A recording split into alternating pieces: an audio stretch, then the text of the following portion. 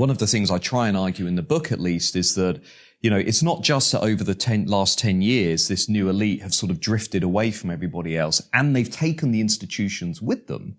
It's also that they openly exclude the voice of other groups in society, workers, people who haven't passed through the elite universities, people who hold, let's say, contrarian beliefs, maybe people who question the woke orthodoxy or the radical progressive outlook that dominates the institutions.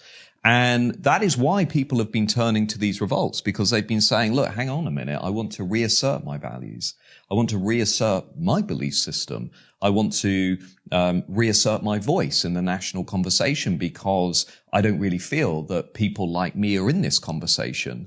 And I think that's basically what's been happening over the last decade. I think the evidence shows that quite clearly. And whether it's Nigel Farage, whether it's Boris Johnson, whether it's the Brexiteers, whoever, for many voters, these were imperfect leaders for those moments. But out there, we've got, large majorities of people who are saying, look, left and right don't really speak to me anymore on these issues that you mentioned around culture and identity, what we're teaching kids in school, borders, security, community.